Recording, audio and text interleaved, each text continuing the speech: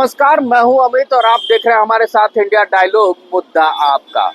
झारखंड की राजनीति में इन दिनों बवाल मचा हुआ है और बवाल इसलिए मचा हुआ है कि झारखंड मुक्ति मोर्चा कोटे से मंत्री हफीजुल हसन अंसारी का एक बयान आया है। जो बयान वो 14 अप्रैल यानी अंबेडकर जयंती के दिन देते नजर आए हैं।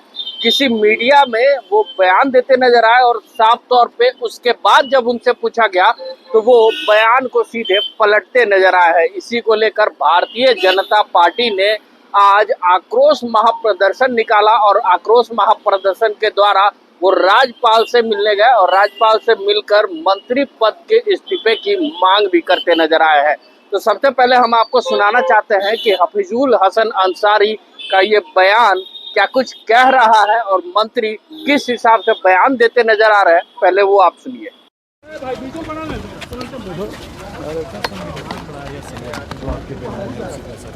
संविधान बड़ा या दोनों सेम है, ठीक है। दोनों बाबूलाल जी अरे करने दीजिए, उन सबका कोई काम है। अब एक मीडिया चैनल पर आपने कहा है कि हमारे लिए शरीयत बड़ा है संविधान। नहीं, हम क्या बोले हैं कि मेरे सीने में कुरान है और हाथ में संविधान है। आप बाबा साहब भीमराव अंबेडकर का जो भी स्टैचू देखिएगा उनके हाथ में संविधान है। लाठी औजार संविधान है हमारे लिए। हम लोग जैसे पिछड़ी जाति से आते हैं, बाबा साहब ने हम लोग को रिजर्वेशन दिया तब हम लोग इतना आगे आज बढ़े हैं। तो अभी आपने देखा कि मंत्री हफीजुल हसन अंसारी क्या कुछ कहते नजर आ रहे थे। पहले उनका बयान कुछ और था, अब और उनका बयान कुछ अलग नजर आ रहा है। तो इसको लेकर अब भारतीय जनता पार्टी ने जो आक्रोश महाप्रदर्शन निकाला है, उस आक्रोश महाप्रदर्शन का मुख्य मुद्दा यही था कि हफीजुल हसन अंसारी को मंत्री पद से बर्खास्त किया जाए। तो अब भारतीय जनता पार्टी के लोग क्या कुछ कहते नजर आ रहे हैं और साफ तौर पे कांग्रेस जो इंडिया गठबंधन में झारखंड में सरकार बनाए बैठी है, झारखंड के कांग्रेस के पदाधिकारी क्या कुछ कहते नजर आ रहे हैं, वो आप सुनिए। बाबा साहब अंबेडकर को अपमान करने का काम शुरू से इन्होंने किया है और इन्होंने ये साफ इस बार बता भी दिया कि उस संविधान को नहीं मानते। इसलिए एक मंत्री के द्वारा इस तरह के बयान के बावजूद उनके मुंह से एक शब्द निकलना ये साफ दिखता है कि ये सिर्फ ढोंग रचते हैं। ये संविधान हाथ में लेके चलते हैं, मन में संविधान के प्रति उनकी ना कोई संवेदना है, ना कोई आदर है और न चूँकि बाबा साहब जब चुनाव में उनको हराने का काम इनके द्वारा हुआ, उनको अपमानित प्रताड़ित करने का काम हुआ, तो आज वैसे मानसिकता के लोग संविधान को कभी मान ही नहीं सकते। और वो साफ साफ इस मंत्री के बयान के बाद भी उनका कोई बयान ना आना ये साफ दर्शाता है, दिखता है। हम लोग तो मांग करेंगे कि जिस तरह से ये जो बयान आया है तुरंत में सरकार को बर्खास्त करना चाहिए वैसे मंत्री को जो शरीयत की बात करता है। आज संविधान की शपथ लेकर वो शरीयत की बात करते हैं, यानी निश्चित तौर पे उनके मन में जो बात है वो सामने जुबां पे कभी आ ही जाती है और जो वो करते हैं इस बात को उन्होंने बताया ही है। देखिए, दुर्भाग्य है जिस तरह झारखंड के एक मंत्री का बयान आया कि शरीयत का कानून, ये तो बाबा साहब अम्बेडकर संविधान दोनों का अपमान है। और हम सब संविधान की कसम लेके सांसद विधायक मंत्री बनते हैं और वैसे में शरीयत को मानना माने सांप्रदायिकता माने। अगर शरीयत का कानून मानना तो पाकिस्तान जाओ ना, हिंदुस्तान में क्या जगह है? यहाँ तो बाबा साहब अम्बेडकर के संविधान से देश चलेगा। अगर कोई मंत्री बोले तो क्या बर्दाश्त कर सकता है कोई 140 करोड़ देशवासियों? कोई नहीं। और अब सड़क से सदन तक इस मंत्री के बर्खास्त इतना मन बढ़ गया है कि हम संविधान को नहीं मानेंगे, हम तो शरीयत को मानेंगे, हम तो आतंकवादियों को पनाह देंगे, हम बांग्लादेशियों को पनाह देंगे। नहीं चलेगा। तुष्टीकरण एक वोट बैंक की राजनीति बन गई है। लेकिन जिस तरह बयान आया, ये भारतीय लोकतंत्र के अंदर एक काला ब्लैक डॉट है, काला धब्बा है। तभी महामहिम राज्यपाल महोदय के पास आग्रह करने आए हैं, महामहिम ऐसे शरीयत को मानने वाले, ऐसे बाबा साहब के अंबेडकर को अपमान करने वाले, ऐसे संविधान का अपमान करने वाले मंत्री को अविलंब बर्खास्त करें। 14 तारीख को जिस दिन बाबा साहब भारत रत्न बाबा साहब भीमराव अंबेडकर जी का जन्म जयंती था, उस दिन झारखंड सरकार के मंत्री हफीजुल हसन अंसारी जी ने जो कहा है कि शरीयत संविधान से बड़ा है, ये अपने आप में माने संविधान के साथ अपमान है। सरकार के जो मंत्री होते हैं, आप सब को ध्यान में होगा, जो वो शपथ लेते हैं, शपथ में वो क्या कहते हैं कि मैं विधि द्वारा स्थापित संविधान के प्रति सच्ची श्रद्धा और निष्ठा रखूंगा। लेकिन आज झारखंड सरकार के मंत्री ने उस शपथ का जिसको दरकिनार करके उन्होंने कहा कि भाई संविधान से बड़ा उनके लिए शरीयत है, और इसलिए हम सब लोग महामहिम जी से मिले थे। जो व्यक्ति संविधान से शरीयत को ऊपर मानता है, वैसे व्यक्ति को मंत्रिमंडल में बने रहने का कोई हक नहीं है।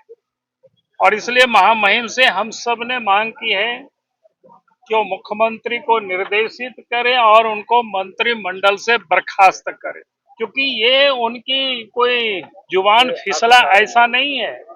सोची समझी जो उनकी दिल की बात थी, उसको इन्होंने प्रकट किया है।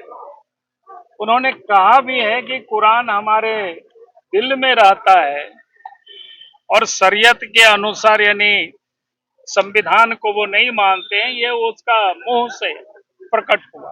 और आज जिस प्रकार से झारखंड प्रदेश में पिछले दिनों आप सबके ध्यान में होगा, चाहे रामनवमी हो, चाहे सरस्वती पूजा हो, चाहे दुर्गा पूजा का विसर्जन हो, या किसी भी प्रकार की जो हिंदुओं का जो उत्सव होता है, जगह जगह पर इस प्रकार की संप्रदाय की जो शक्ति है वो आज प्रकट हो रहे हैं। और जगह जगह पर सांप्रदायिक सद्भावना को बिगाड़ने के लिए कहीं पत्थर चलता है, कहीं पेट्रोल बम चलता है, कहीं लाठी डंडा चलता है, कहीं बोतल फेंके जाते हैं।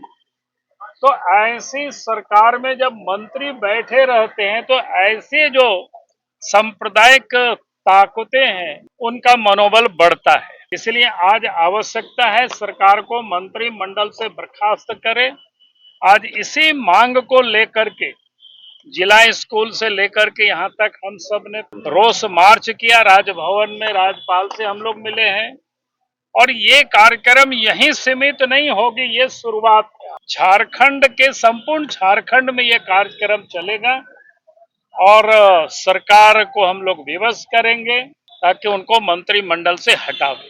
कभी महंगाई पर भारतीय जनता पार्टी ने आक्रोश रैली निकाली, कभी बेरोजगारी पर भारतीय जनता पार्टी ने आक्रोश रैली निकाली, कभी ब्रजभूषण सिंह के कांड पे भारतीय जनता पार्टी ने आक्रोश रैली निकाली, जिसके कारण देश को मेडल दिलाने वाली बेटियां जंतर मंतर पे महीनों धरने पर बैठी रही।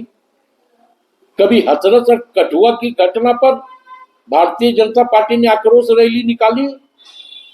भारतीय जनता पार्टी इस पे रैली निकाली जब अमेरिका के राष्ट्रपति डोनाल्ड ट्रंप ने भारत के ऊपर 23% की टैरिफ लगा दी, तो आक्रोश रैली निकाली ट्रंप के खिलाफ।